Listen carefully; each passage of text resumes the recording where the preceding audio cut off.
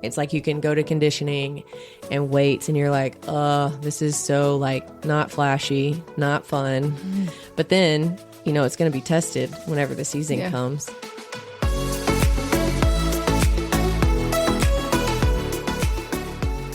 Welcome to the Created to Be podcast. We're glad to be back with several people around the table today. We got Justin here with us today. Yo. And Brandi. Hey. It's been a minute. It's been a minute. It's been a long time. Welcome back, Brandi. Yeah, welcome back. It's been a while. No Darius today, but it's good, you know, during these slower months to get back around the table. We've had a few episodes of just some interviews that Jason Crowder did with some baseball players, Mississippi State baseball players. So that was good to run those, but now we can get back into some of these conversations that we enjoy to have with one another. And so, yeah, what have we been up to over the past few weeks? I thought maybe we could start with that. We traveled a little bit. June has been a month where we planned all the camps and travel and everything, but we're pretty much staying put in July. So we went to Ocean Springs.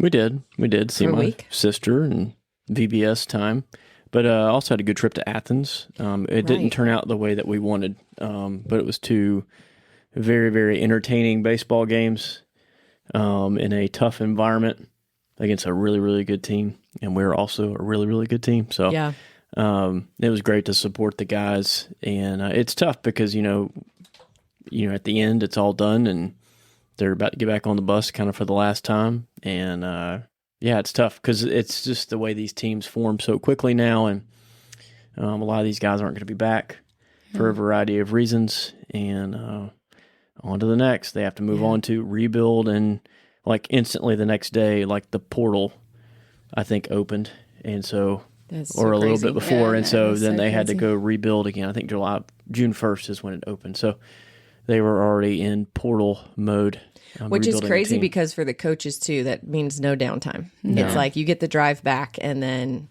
you're they get a downtime. I think in August. For like a week or two, and then they get here, and then they're going again. So, but that's it. Yeah. And then they'll get a break, I think Christmas break around there. Like Coach O'Connor does a great job of just saying, get out of here. Yeah. But yeah, I mean, it's complete rebuilding mode. And it was really interesting, even on an interview, Coach O'Connor talked about like his team roster, like his forming a team, like his playbook, his book for it. And so he has a specific notebook squared away with notes and things that of building a team for next year's team in the middle of the season. So it's like I'm putting it away for this. So I don't know. It's probably old school having a notebook, but I'm sure he's a big paper to pen type like guy. That. Me too. Yeah, I need something to write on. Yes. I need to see but it. It's just wild to be thinking about that. And then even if, I'm probably getting into the weeds here, but thinking about the team that they have built already and the people they're bringing in they've found a lot of freshmen like player of the year type in different conferences, and they have 3 of them that are actually coming here. So they're going to be sophomores, not draft eligible. So you're going to have for sure 2 years with these guys. So it's kind of interesting to see the approach, what they're building for, who they're going after. So they got kids with a year under their belt, but also they're going to have 2 years here to hopefully develop and thrive, which is exciting because we have, Jacob Parker for 2 more. And, we got arms this year. Yeah. A lot of arms, a lot of experienced arms. So we went basically those 2 trips to Hoover for the SEC tournament and then for the Super Regionals were kind of spontaneous trips for us. Those were not in the calendar plan. Yeah. So I think that was like, I felt like that was the first time as a family of 5. And we have a dog that we always have to like figure out what to do with her, that we just were like, okay, we're going to do this. So that was kind of nice to know we can do that. Yeah. I mean, I don't know how easy it was, but yeah, I'm excited for the new guys the guys that have left. It's always tough for the ones that have left, but they're going to get opportunities. It is tough though, because we talk about this a lot. When you get out there in the portal, you hope you land somewhere. But then it turns out good for some because we had a guy on the championship team. Nolan Stevens won him a national title with Oklahoma. Probably didn't get to play as much as he wanted to. Wait, did y'all watch the College World Series? Brett did more than I did. Okay. Did you know the story about the brothers that were on Georgia and Oklahoma? I did see that. See that. That was like, we talked about during just Olympics, March Madness, these other things. I don't know if there was anything we highlighted from the CFP. I mean, probably like Indiana and Mendoza and all that, but and Signetti. Great but stories. Like, always great the stories. And it's funny because our kids start getting like that. They were like, if we don't really have a team to root for, they're like, I'm rooting for this team because of the story. That's good. But that was really like a sweet thing to follow. Like how amazing that was. Showing their parents in the stands and stuff. I was like, can you imagine? Gosh, no. Like this would be like if Brett, Daniel, and Luke, are they far enough? How far apart? Yeah, they're 18 months. Yeah. Like if you and Brett were in the stands and they're playing against each other. I guess it's a win-win for the parents. I know. I was like, well, at least. But I thought this would really stink, though, if whoever made it out of the two, Georgia or Oklahoma, if then they made it to the championship series and then lost. You're like, you had two legit chances to get there. And so I was glad that Oklahoma won it for a variety of reasons. And home runs for both of them. Yeah, that was cool. Last at bat. That was cool. The younger brother didn't have many home runs. Yeah, I know. Whenever it said it was like fourth for the year or something, I was like, what? This is insane. Yes, that is so wild. So what did y'all do? We went to Haleyville, found a bunch of waterfalls. We stayed for 3 nights. Is that in Mississippi? Alabama. Okay. Yeah. It's like east of Tupelo.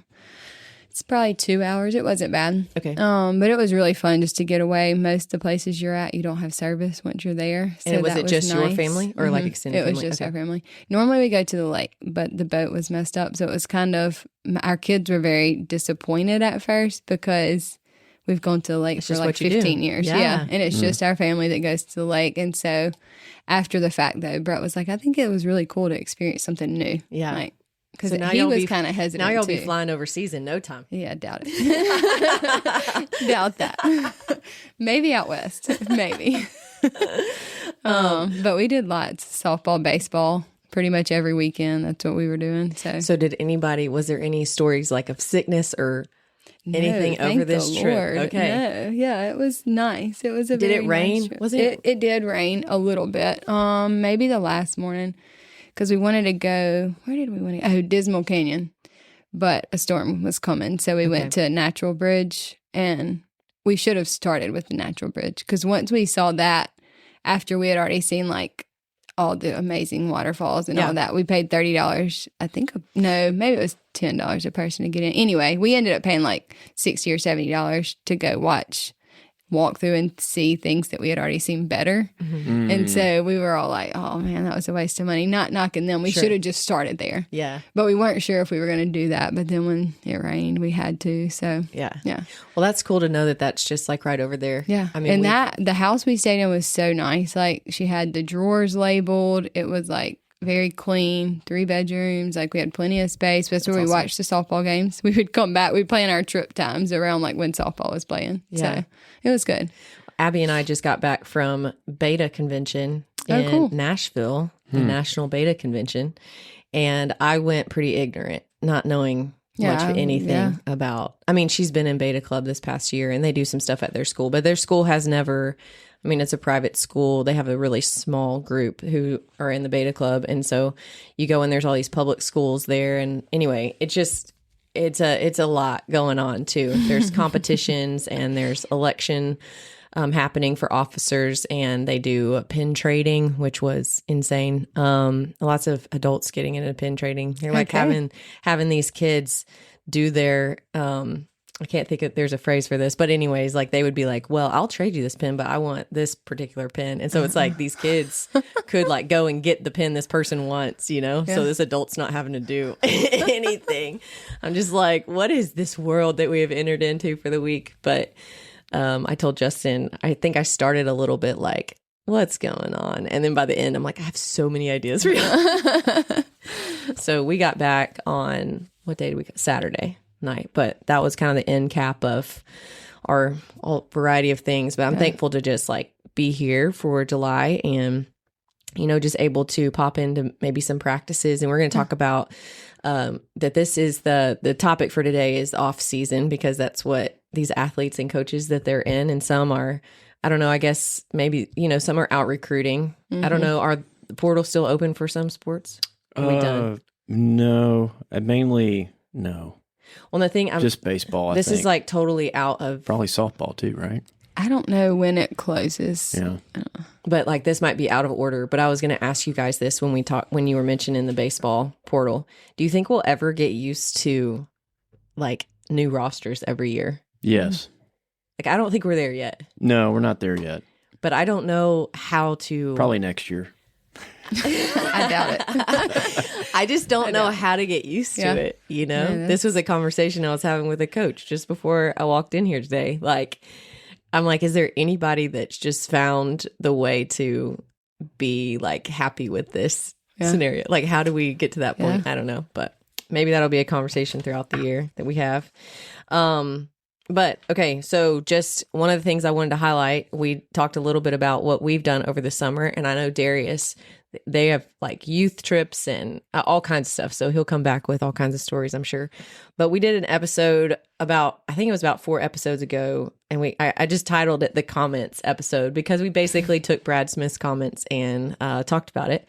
And so I did reach out to Brad, and at some point we will have him on to explain himself because some of these stories are pretty wild. So if you haven't listened to that one, it's a really fun episode. You can go back to that and prep yourself. Yeah. For who knows how many details we might have gotten wrong too. Oh, yeah. Yeah. But he seems to be a very adventurous guy. For sure. Yeah. Yeah. And so he probably has even more stories that we want to talk to him about. But before we get into the topic about just off season and answering some questions about that and having discussion, I wanted to, because we're right in the middle of World Cup and we have Brandi who played soccer. You know, you got 2 ignorant soccer people on this side of the table, and then you've got Brandi over here who actually knows. It's been a long time, though. But you know what you're watching. Yeah. At least you know what you're watching. Yeah. I mean, I just mentioned to Eli, he is kind of getting into soccer. And so I was like, how do you watch this game? And he was like, I don't know. I mean, I just kind of watch. And so the only thing I pointed out to him was like, notice how they're kind of staying in triangles like everywhere, like how they move, you know, just to like take note of that. But that's about the only I'll have to send you something I saw on Instagram. It was like giving you pointers for what your position is, like what to watch on and off the ball. That would be great. Kids need to see that. Right. So, anyway, so I just was like, that's all I got for you. So Brett likes on YouTube, they play like the 20-minute extended highlights. That's what Brett likes. Yeah. He's like, I don't want to watch the whole game. He likes watching the whole game if I'm watching the whole game. Yeah. Because he likes watching me. I wonder with these stadiums being so full, like, I don't know, like the craze kind of gets me. I know that Coach Castro with women's basketball, a question that I have for him when I get a chance to talk to him, he went, I think, to a game versus, it was Columbia, right? Mm-hmm. Yeah. And so I just have I'm sure part of it is the environment. Yeah. But I mean, gosh, the amount of time that you watch, but I feel like it is so satisfying when somebody finally scores. Yeah. Like, it's like... I think that's what makes it so different and boring to most because there's not a lot of goal scoring. Right. It depends, I guess, on what kind of... But, like, go into those games outside of the stadiums, you'll have, like, different things from different cultures. Like, people will be dressed up as dragons and, like, it's like a whole thing going on outside, too. Yeah, that's I don't know if y'all saw the video of the Norwegian guys playing the drum and everybody rowing. Like the guys were set up and then the stands, like stuff like that. The Orange really Army, cool. the Dutch, man, they have this dance left, right, jumping around, a variety of things. And they just like will swarm a stadium. Like they call them the Orange Army for a reason. It's amazing. Yeah, it's amazing. It is really cool, like to see the different cultural things that like come in. So it's pretty cool. Yeah, so that's what I was going to ask is like, what have you? Like, this is a very broad topic for the stretch, is just World Cup. Yeah. But I have a few, like, facts that I looked up. But the funniest things you've seen on Instagram or social media about foreigners in America. Oh, yeah. Like them getting to experience a Waffle House. That's what I was saying. Walmart. I was like, Walmart? Walmart, yeah.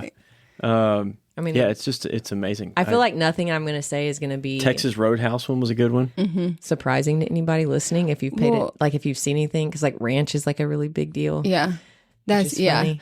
So they were saying that the service was like the best service they've ever experienced. And I was like, what? Like customer service? Yes. Like, yeah.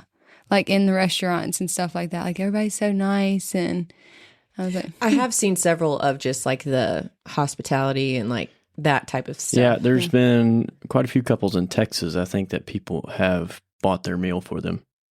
Oh, okay. They knew they were in for the World Cup. Yeah. And So like they people just said, hey, I want to get their meal. That's cool. So they were just like blown away. Like, who does that? That's unbelievable. I'm kind of wondering, like, do they come for a game and go back?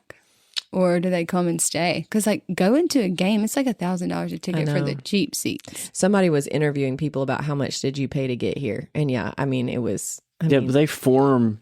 I think a lot of these people save a lot to do these trips. And they're here for, it seems like a month. Yeah, and because they're like, it doesn't... I mean, one guy was like, it doesn't even really matter because it's this... So I think that's where I'm kind of in my brain. Like, I'm like, what... It's just amazing to me what people will decide. Like, this is a life, like this is an opportunity of a lifetime. Like, you're not going to, that is worth whatever. Like, I can't even tell you what I don't even know if I would have anything that I would say is worth going in, like an experience that would be going potentially in debt for, I don't know that they are or not. Yeah. But I mean, I know you worked hard to even save up all this money for so long. I mean, I guess people do that for Disney. Yeah. Or like, I mean, vacations and stuff, I guess, but I don't know. It's dedication. In a weird way, I think this might actually be more than Disney. What? This trip for World Cup, I think it might be more expensive than Disney. No, that's what, it is. I mean, especially with international. Just saying a lot. More than one person. Yeah. I mean, we did buy tickets for, when the Olympics come around, we had hoped to go to LA, but then part of like the ticket drop that I got, it was like, which I think Justin and I could have gotten into like handball or women's cricket or whatever, but I don't know if the kids would have been like, yay, we're flying to LA to watch, I mean, they want to see the stuff that you see on TV that's like the main primetime stuff. And so we ended up going with rounds of soccer in the first rounds in 2 games. And that was all, I mean, it was maxed out at what I was willing to pay, but it's in a different location. So because they're playing in multiple locations before they get to like the finals in LA. I think they'll have some games in LA, but just like they're doing for the World Cup, but it's like all over. And so for me, I was like, well, it's not in LA, but it's still like Olympics experience. Yeah. But I mean, I guess that's the closest thing, but I wasn't willing to like figure out how to fork out all this money to get to a specific thing in LA so that we could all experience as a family. I'm like, how can we do this for that's crazy. A piece of the experience. That's not watching it on TV. Surely we can get a shirt and be like, we were somewhere in that experience. Yeah. It wasn't actually in LA, but anyways, pretty crazy. Okay, y'all mentioned this already with the Dutch and what did you say? Who the Norwegian? Yeah, about the other cultures, what you've seen, but anything else that you've seen or heard? Like, I know we saw some signs I was going to mention when Jordan played the other night, I was going to mention, but then also like any things you've heard from the commentators or just cultural things that you've seen or experienced. Well, the commentator was great. There was one when England was playing and they were not playing well and they were playing in Boston. Yeah. And I think at the field there in Boston. And so he says, and the English tend to struggle based on history in Massachusetts. And it was like, oh my God. You're like, that guy has been waiting. He's been waiting for that. Been waiting to say it. That was great. But even when I go back to the Texas Roadhouse, I know, but they were just like blown away with unlimited drinks. Free refills. And they give us this bread. And they doesn't charge me for the bread. Yeah. And they just keep bringing out bread. And then they were like this and this. And it was just like one thing to the next. And they left. And they were just like, this is the most amazing I wonder how experience. many of them have felt like trash. That's what I was going to say. So I kept telling my kids, I was like, yeah, but also like look at our culture and what we put in our bodies. Like, I know. It might kind of. I know. I'm like, they feel like once garbage. in a lifetime experience for them. But yeah. They can go back and quickly correct. Right. We have to stay in this. Yeah. There was a sign that Jordan, there was 2 signs that I saw. The best. One was, I sold my camel to be here or something like that. We sold our camels to be here. Yeah. And then the other was, sorry, Michael Jordan, we were the first. I might be botching that. What do you remember? Sorry, Michael, we were the first Jordan. Yeah, that's what it was. Yeah. Oh, that's and so it had, I think, the crying Jordan on there, maybe the crying Jordan picture. That That's oh my so gosh. funny. Those are 2 that we caught the other night. That was so good.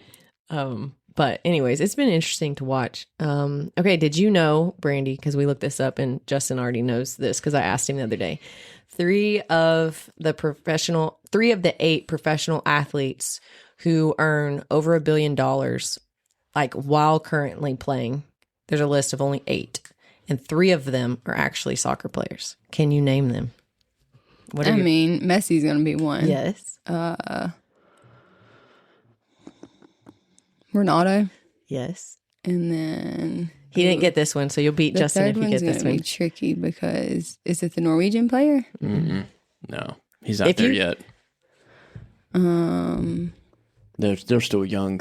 Like him and Mbappe are still too young. Yeah. I'll give you a hint. He's a Brazilian. I don't know.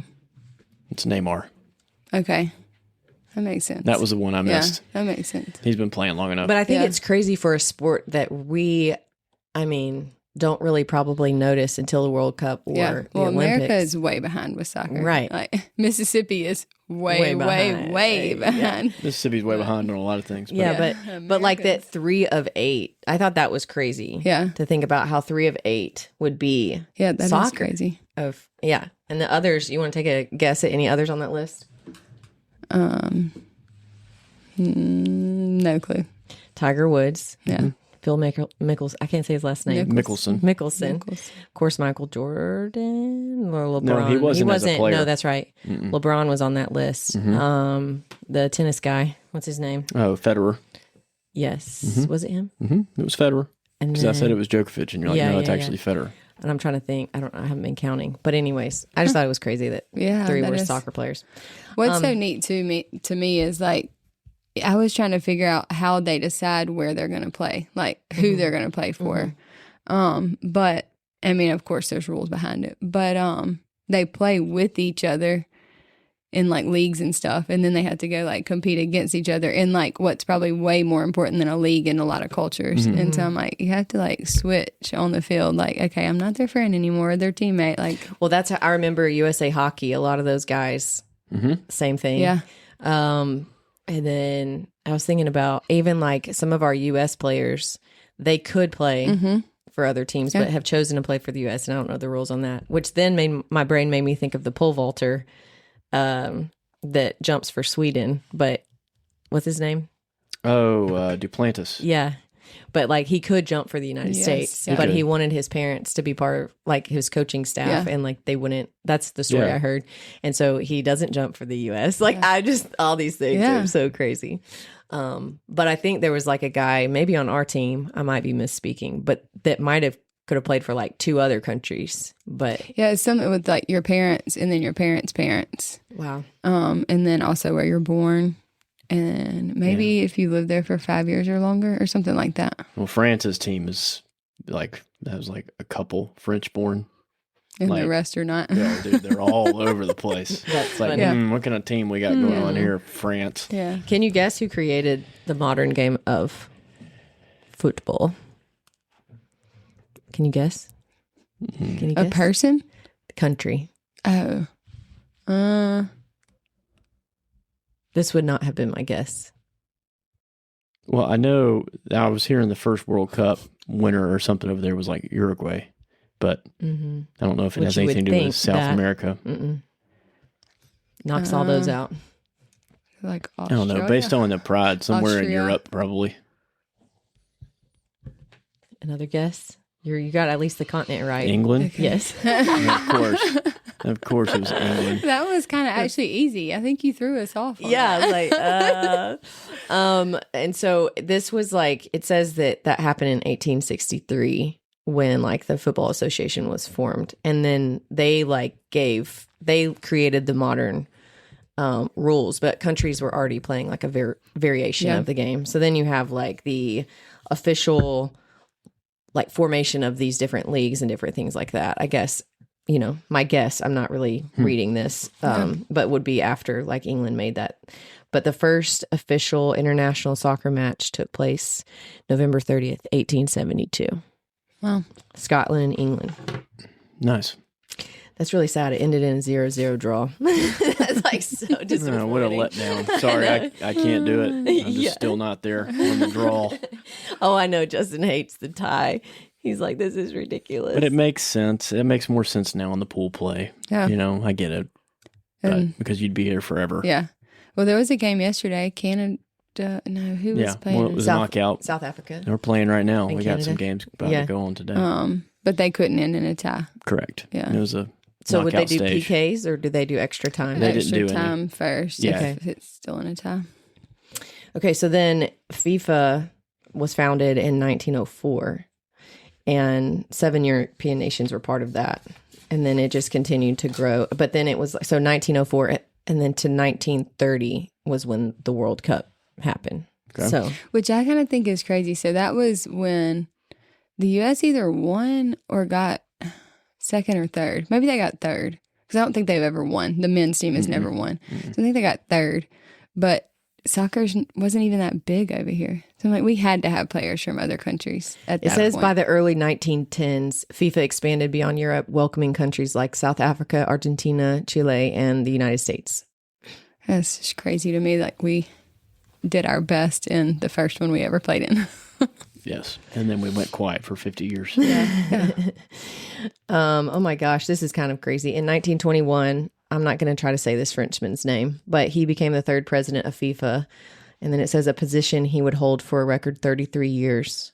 Wow. He believed that soccer could promote world peace and spearhead the dream of a tournament independent of the Olympic Games. So 1930 was the inaugural Men's World Cup in Uruguay. So maybe that's what you were also thinking about. And then that was only 13 teams. Think about that. And I thought about this when I read this. 1930, 13 teams participating. They're having to travel across the Atlantic Ocean by ship. Oh, wow. Like, think about that. It's a trip. Yeah, like in the 1930s. What? And the host won. Uruguay won that. Nice. But anyways, I was like, I don't think because they didn't have to travel. Yeah, I know exactly. Everybody else is like, Exhausted. getting sick, exhausted, whatever. That's Speaking crazy. of, did y'all see the where Norway like shipped their own food over? Yeah, I think Salmon, oranges, Argentina and cheese. did some of that too. That's some of the insane. teams have, like, they can still eat in the States and have certain things, but their main meals and build up, they're going to control Like Yeah. the pregame. nutrition. Yeah. Well, I was wondering this is no offense to like Mexico being a host, but just the variety of foods. I haven't been to Mexico in a long time, but like what do you have access to there? We have a variety of cuisine here in the United States. I mean, it might be, in Mississippi, you might not find as much variety, but like how you would have access if you're playing in Mexico to certain things that taste as much like home. Whereas I feel like you could probably find something close to it if you're in the States or even in Canada. Well, they bring their own team chefs too and Yeah. do all that. I mean, Which I if you're can going to see. invest, well, and we could talk food. We can get lost in the food deal. Like, there's things that are banned Yeah. that we that's what I was we gonna have say. here are Right. banned in Europe and Yeah. other countries because Right. it's poison and we eat it Right. joyfully. That's why they're like, it tastes so good over here. Yeah. It's killing me, but it's so good. Oh my gosh. Yeah, I did. I don't know if I saw somebody, either you or Abby, or somebody told me about a team It's crazy. sending their food Just over. when they said the amount of salmon and cheese, I was like, what? Oranges? Like, that makes sense. I mean, when my brother went to England for 2 weeks, I think he went for 2 weeks for soccer, just to put on, it's like a mission trip. But he said his stomach struggled in the beginning just from changing your appetite. I've also wondered that for when Olympians go, to the wherever they're at. Like, I mean, I know that they have incredible food, but I read Sydney McLaughlin's book, and she was talking about when she first went in. I think she didn't want to run anyway. She was nervous. She wasn't ready. She was so young.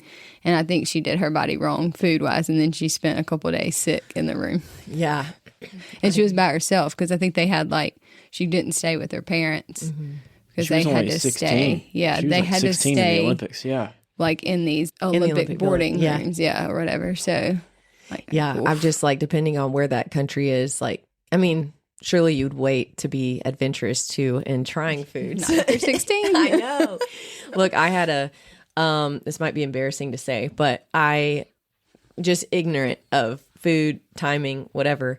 I ate a chicken fried steak the night before I was supposed to run cross country meet. Yeah. So I felt pretty heavy the next day and it was a regional meet. And so I didn't do very well. And I got a little shamed by my mom after that. She's like, what were you doing? What were you doing? I mean, I pushed through. I mean, I probably was in the like top 25 or something like that. Yeah. But I mean, you had to make top 10 to go to state, you know, but I did feel terrible. But it was like, I mean, how old was I at the time? Yeah. Probably 15. Yeah. And you don't know what you don't know. I've learned a lot since then for sure. But anyway, that was a bad choice. We weren't your typical cross country runners. Lee Parker, when she ran, I was always like, all right, the night before we're going to do right. We're going to eat your carbs, blah, blah, blah. Football games were always the night before. So we started this thing, Chick-fil-A sandwich. Like that's what she had every Friday night before a game, her 7th and 8th grade year. And she did great. Yeah. Well, I was like, you've encouraged me. But, maybe it was something else. Maybe no, but it's probably not sustainable. She was probably just young. Yeah. Her body could handle that a little bit better at 12, 13. I had a massive side cramp the next day, and it was not good. But that kind of transitions well into off season, because these athletes are putting in work now that's going to pay off whenever they, you know, perform. I got to go by basketball today, and it was fun to see them just do a lot of the drills that, you know, once you get in season, you're going over scouting report. You're doing a few of those things, but you don't get to really see like fundamental type stuff. So it's kind of fun to see that style of things going on right now. So I was just going to ask, like, what typically do y'all know from your experience, but also from what you observe, what is happening in the off season?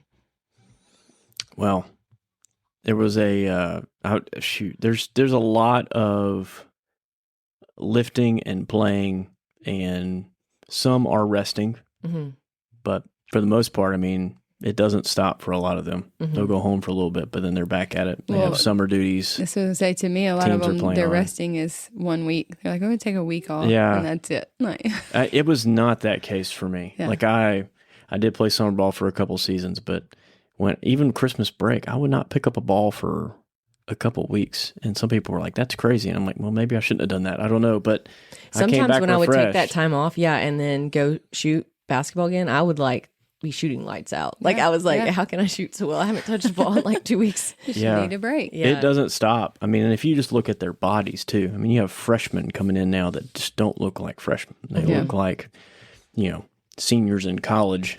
And it's unreal of just the build and what's being put into these athletes at such a young age, and the disciplines that they're creating at such a young age. The good and the bad that comes with that. Yeah. Were y'all given like summer packets? Yeah. What were in the summer packets? Ours was lots of running. Yeah. I mean, there was some lifting, but lots of running. Like what type of running? Like just go out and run, or did you have like sprints? No, it was sprints, but then you might have long distance days and beep test days. I don't know if you know what that is, but yeah. Oh, I done the beep test. So it was mainly that. Of course, you want to play. Like a lot of people play pickup. Yeah. I'm sure now they play with their clubs. We didn't play with clubs still in the summer then. We played pickup soccer, so. Yeah. Did y'all have packets? Yeah, we had packets, workout packets. What were in the packets? I mean, it was 3 days a week type stuff. Did you feel like you were able to do what your coaches wanted you to do? Because sometimes you go, especially if you go home, you might not have the same access to resources like you would if you were here. Yeah, it was a little bit of a challenge. Yeah. And then find a throw-in partner. Right. Sometimes not the easiest back home consistently. So yeah, it wasn't the best at times over the break. But I mean, I found a way to go get it done. That was hard about basketball. It's like you got to have a gym or a coach that would let you in, and that was hard.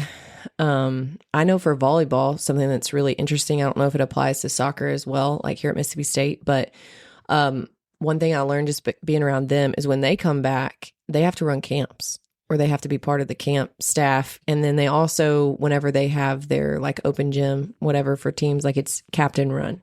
Because the coaches can't come in until, I mean, I want to say like maybe the coaches get 3 weeks with them before season starts. Maybe it's 4. I might be misspeaking. So anybody is willing, you know, you can correct me on that. But I just thought that's a crazy dynamic that, you know, I never experienced with basketball. Like our coaches were the ones that ran practices in the off season. We never, I think it's great for like leadership development. I mean, you just got to step up. You got to come up with the practice plan. You got to execute it. People got to listen to you. And then you got this whole dynamic of, thankfully at Mississippi State, the team's primarily the same. They've got some extra people, but they got most of their people back. But like, think about that. Like if your whole team changes and then you have captain's practice, like I'm like, that would be a major challenge, I would think. But yeah, lots of lifting weights. I think that athletes now don't have as long of a break. That's just my assumption. Yeah. I mean, basketball, we weren't required to be here until July. Well, these girls have been back for a couple weeks, I think, already practicing. So, which is kind of crazy to me because, I mean, I'm still just like taking it in and figuring out like soccer doesn't report back till July 8th and they start August. Right. And basketball doesn't start their first game till November. It's crazy. Yeah. I think the different timings and schedules and what certain teams, like the fact that, like, to me, it's very strange that a coach essentially doesn't have access to practice with their team, like volleyball. And they're about to start season. Right. Yeah. And they have a new roster. When we came, we couldn't come until the end of July. So we had 2, maybe 3 weeks. And then we were playing. So we had practice. We didn't have rules. We probably did, but they were more lenient. Yeah. But we practiced 3 times a day. Yeah. Just trying to get ready. I mean, I think there was always that hope as a coach when I coached for a bit. And even as a player, like, are they going to come back in shape? That's what I was the big guess. Say. So, like, you could always tell who wasn't. Yeah. And so you had the running test when you got back. So you had to make sure. We had a running test. Did y'all have a running test? Yeah, we had to pass 2 of 3. Okay. Do you remember what they were? One was, I don't know if you call it shuttles or like suicide type run. You had to do so many in a certain amount. It's more like the Bronco test now. I don't know if you had a Bronco test. And then we had to run a mile in under 6:30 and the beep test. Yeah, we had a mile run. We had different, based on your position, you had to finish Ours it. Ours was 820-yard shuttles. Yeah. Yep, in 26 seconds. That doesn't sound that hard. 10 back, 20 back, 30 back. And then you had 52 seconds break. Because it was the recovery time. Yeah, it was the recovery time. And then you had to do it again. And no offense, but baseball and softball is not like, I mean, you have to have the endurance in your sport, but the running side of things. Zero offense taken. Like Lee Parker's always like, I mean, soccer running compared to my softball running, the kids get mad when you say go run to the foul pole and back. She's like, what? Right. Yeah, I don't mean offense by that, but also sometimes whenever repeats like that sound easier until you go out there and you do it. And you get that short break and you got to be right back. And I'm like, man, a mile, and ours was either in 6 or 6:32 for point guards. And so I did take a lot of it's not pride. I got excited, just purpose. It felt like I was purposeful because I was a walk-on, so I had to find ways to be like, okay, I matter to this team. But I helped one of my teammates. Like, I created our workouts for the summer to get to where she could complete that the first go. Yeah. You know? And I got super excited for, like, I finished mine and then I turned around and I was like, let's go. Like, but she put in the work with me. Yeah. So it was like super exciting whenever she passed that. I mean, like rewarding. The standard has definitely been raised. I mean, in regards to off season, because especially with the bigger sports, because of payment. Yeah. It's like you are expected it's your job. to do this. This is your job. And with the turnover of rosters, like, you cannot give days away. Yeah. If you want to stay on this roster. So it's true. It is much higher. Do you think they see it separate? Like, I feel like in my brain, I kind of like how we do, you know, summer, fall, winter, spring. Like, you kind of are taught to kind of segment parts of your life or like seasons. But do you think athletes even think about this as like, is it all becoming just one thing versus like times of the year? Like, oh, this is off season. This is just our work. You can do different things at different parts of the year. So they see it from that standpoint of like, yes, it is a different season, but it's all work going into, it's just a different type of work. Yeah. Yeah. Than it would be maybe in the middle of the season type work or in the fall work. Yeah. And that's a good point that they probably get less rest. That's kind of obvious. But I mean, like, we would get like a whole month or 6 weeks or something before we had to report back. And you'd still want to come back in shape, obviously. Mm-hmm. But you didn't have that like 2 weeks and then we got to get back to work. Yeah. You know, that's what money will do, I guess. Yeah. Why? I mean, I felt like it was a job when we were here. I can only imagine how they feel. Yeah. Like, I mean, because we got school paid for, but like we didn't get paid. Right. Like, it's crazy, huh? Yeah. Why is the off season so valuable? I mean, your body needs a break. You can't keep that intensity up the whole time. You need to rest mentally just as much as physically. And And then you need to learn. You have a time to have a break to learn and to grow. It is nice to have a separate part of the year too to hone in on like skill versus like having to like focus on your opponent and strategy and execution maybe. Yeah, and sometimes it's for like you're trying to grow a different skill. So specifically when I would go to summer baseball after my first year, they were like, "Hey, your changeup's really good. When you would want to throw a changeup, you need to throw a curveball." Like throw a breaking ball. You need to come back in the fall with a third pitch. And so I got hit quite a bit in the summer, but I learned and came back with a breaking ball. So it was like, I don't care about your stats. More like fine Go work on this, create this pitch, and come back. And so you had a place kind of like created in your season to fail, but it was okay. Yes, because it's for a purpose. Yes. Yeah. And so sometimes you can go and get that kind of experience. Sometimes you need to go and you just need to go pitch. Yeah. For us, or go get the reps. For me, it was coming back, but there's some specific things sometimes that you need to go work on. And that's what you can do in the summer in the breaks. Basketball guys work on certain skills, work on certain things. You fill in the blank. I'm sure every sport has something. Yeah. So they need the coaches gave you your spring exit meeting or fall exit meeting, and they're like, hey, we need you better in these spots. So work on these things. So. What is, besides like conditioning and fitness, what is something that somebody's going to focus on when they go home for soccer, like to be prepared to come back?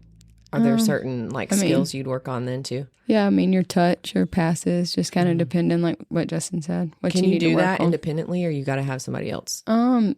Yeah, if you have like resources and stuff, you can, like different little things. I don't know what they're called, but like like a kickback type thing where you can kick it to and it comes back. But I mean, you can work on touch without any of that if you have a ball. Right. So yeah, that's one thing that I'm quickly learning as our kids are just like exploring different sports. It's like, especially baseball and softball. I'm like, gosh, how do you get better at this because if I want to go work on my shot, I just go out to I just need my basketball and my hoop, like, know, but it would be nice if you had somebody to rebound, but you don't have to have that. Or I like to run. It's like, all right, put your shoes on. Right. But for some of these other sports, realizing really to get better, you need another person. I mean, I think it would probably be better if you had another person to work footwork and stuff like that. The more advanced things, I guess. But. Right. That's hard. So kind of as we kind of get to a point of ending this conversation, we'll just translate this to just spiritual life. So what does off season look like? Maybe is there even really an off season? Does it feel like there, or is it just kind of one thing that you continue to work on? Have you seen that at all maybe in your life where it's like things change throughout the year? With our job, I do feel like during the summer is nice because it is a downtime normally from the end of May through June until about now, because most of the athletes start coming back in July, for an opportunity to evaluate. I know with FCA, we do have like staff evaluation, so you can get time to reflect and maybe see the areas like you desire to grow in and be intentional about that, like picking resources or things like that. Or just things, way you've served a team in the past, what areas can you grow in, getting time with coaches. That's always a different time, because most of the time in the past, at least, they would be more free in the summer. Right. Maybe not now. So we have to adjust with that, which is always a new change. But it is less busy, so there is more time to maybe meet and chat with other people that have more time. For instance, strength coaches and others. I just wonder with people with jobs that, like our job's on a college calendar. So it is getting busier with we don't maybe have the same type of breaks because there's so much more like demand and people are here more often than in the past. But I'm just wondering about people that have jobs that aren't based on that. Yeah. Do they just feel that, do they create that downtime? Yeah. Or quote unquote off season, or, I don't know how Brett's job, I mean, he's on a school calendar too, but it's like, do you notice like time frames that are slower, or is it just kind of like all? I mean, there are little pockets of time that are slower, but I mean, if you were just a teacher or just like maybe a position coach, it wouldn't be, you would have more time, I guess, too. But like in the real world, I don't know how people do that. I don't know. Like if they just say like, this week is my week. Right. And I'm taking off. And Well, it's dictated by kids, most likely too. Yeah. So like we're going on this vacation at this summertime, like right here. I think something spiritually that might be a little bit easier to relate to the off season would be more so in like formation and development. Like I think there's certain ages where you want to be walking in your full purpose, like your full thing, like fullness of what you desire to do. But you're really in a season maybe where you're having to be shaped and formed unto that. And that to me feels a little bit more like that off-season feel of I'm putting in work behind the scenes. Nobody's going to see this. I mean, now they do on Instagram, but jeez, because I think that's the challenge anytime for me, whenever I played sports or whenever I've been in life where it's been like I've felt convicted I need to focus on a particular area of growth. It's like, I know that this is good, but there's nothing really to show for it. Yeah. And so that can be, I think, frustrating. But that was kind of my question earlier, why I had the question of like, do people just see it all as one thing now? So maybe that's not mentally as like much of a hurdle. It's like, this is just part of the work. It's not like, oh, I'm doing all these unseen things. And, I don't know if that mindset had shifted, but like I felt like that as an athlete for sure. It's like you can go to conditioning and weights and you're like, this is so like not flashy, not fun. But then, it's going to be tested whenever the season comes. Yeah. So it's worth it. But it's kind of hard to convince yourself of that some of those days because it just feels like the same thing over and over and over.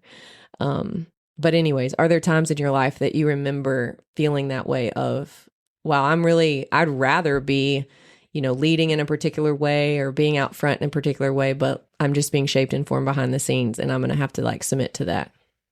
I mean, I remember working at a golf course and sitting on a fairway mower and just cutting fairways because that's my major was golf and sports turf grass management. I needed to get internships. Yeah. And I could have been pitching over the summer, but I felt like that's what I was supposed to do. So I just did that, dove into that world. For a summer, a couple summers. So I don't know, that's probably one of those spaces of like, I need to do this because I think more of it too, student athlete, that's what it was more than it is now. Right. It's just not that anymore, unfortunately. And so it was about, what am I going to do this summer that I need to do as a student to prepare me before I get back into classes or to develop me or to form me in some way. So I guess more of those things were put out there maybe on my mind of like formation of who I am maybe over the summer instead of just sport. Yeah. And there's been times where you've like been in job transitions where you've worked like at Home Depot or different places where it's like, that's not ultimately what you would be doing forever, but it was a space where you could be shaped and formed and some of those things be challenged. Like, I don't know if you felt that way when you did those things, but it's like, what am I doing here?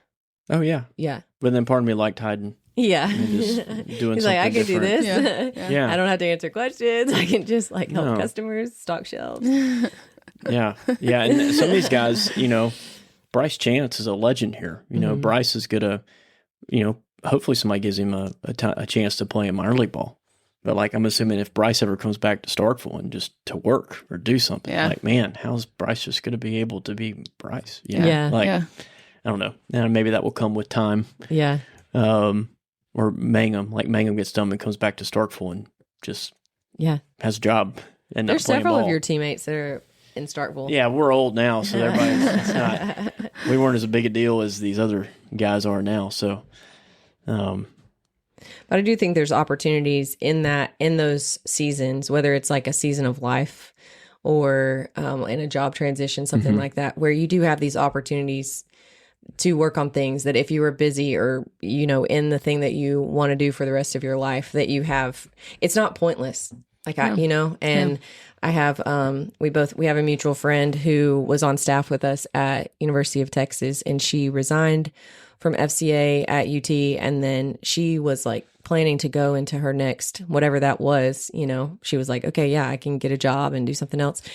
And it was not a clear path out. And she took a job at Walmart, and that was a really forming season for her and she wrote a book actually called Aisle 29 of what she learned, like working the makeup aisle, and just about like waiting. And there's another book I was going to mention and I can link these in the show notes, but it's called Anonymous, and it's about like the hidden years, we see of Jesus. Like we see him at 33 on like public ministry, but what happened in 33 years, a lot of people don't like just notice or talk about or think about.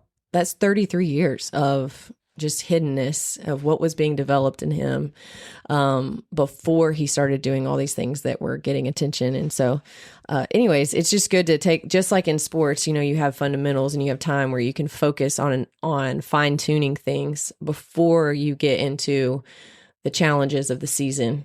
And hopefully people can find a way to kind of have, if you don't have like an off season, that you can kind of create it for yourself. Yeah. I mean, that's the encouragement of the college student out there. Like, take a break, go on walks, find new, just get formation in different ways. Take a break from what you usually have. It's important. And then you can mix your sport into all those things. There's always time for that development piece, but take advantage of it now, because in your future, if you're fortunate enough to go pro and keep playing some, that's awesome. But that's short, and you got to do something else, and you're just not going to get those times, those breaks to kind of develop and how am I being formed and evaluate. So take advantage of those summers. Yeah, and this verse in James is probably familiar to a lot of people, but James 1:2-4 says, "Dear brothers and sisters, when troubles of any kind come your way, consider it an opportunity for great joy, for you know that when your faith is tested, your endurance has a chance to grow. So let it grow, for when your endurance is fully developed, you will be perfect and complete, needing nothing." And so I think that, I don't know, it might be cliche to say the off season's the most significant or important part of the season because it prepares you, but it really is. Yeah. Because I'm already thinking about teams with new rosters, and I know just being an observer, once you get into the season and you get tested, like what is going to come out and what's going to come out, not just physically, but emotionally and all that. And that's really determined by what is put in during this time of the year. And I would say if I was an athlete, that would be the biggest challenge, is to be able to go in when we're not performing in front of a lot of people, to have the mindset that actually behind the scenes, like this is the most important time. For sure. It'd be interesting to hear from some of them if that's a challenge or if that's just like that they get it. I don't know. Because you can't just show up in the moment and get it. Right. Like it's got to be formed before you get to the moment. Right. You just don't flip a coin and get lucky. Right. And there's teams that do that somehow really well, but because there are teams that can get to maybe a postseason, but then they get stuck at that game. They can't get over the hump of whatever that is. Maybe in baseball, it's the regionals. I don't know. But it's like they can get there, but they can't progress past that point. And there's something there, that other teams finish a season strong, or like, whatever it may be. Yeah, a breaking point maybe that they haven't been able to figure out. So anyway, okay, well, I ended the past few episodes with some like reflection questions of sorts. And so this one for today is, what are you doing today that your future self will thank you for? And I actually have an answer for myself on this one. My body feels terrible when I run right now, speaking of running. Yeah. But this is what I tell myself whenever I'm running. I'm like, your December self will thank you. Like you will be in a much better position by the end of the year. So just get over it. But anyway, that's a question you can think about. What are you doing today that your future self will thank you for? And feel free to remind yourself of that whenever you're doing things, especially things you don't want to do. You're like, I'm going to do it anyway. Any parting shots before we wrap up? With that question, I'd probably say seeking to understand my children well and how they operate. I think my future dad self is definitely going to. Thank you for that. Yeah. And the kids will probably as well. So, yeah, that's good. It's deep, Justin. Thanks. I probably need to run too for my future self. What about you, Brandi? Anything? Oh no, I can relate to both of those. With your running, you say your December self. I'm like my 60 and 70-year-old self. Right. Like, I'm like, no, but for real, I want to be able to play with my grandkids.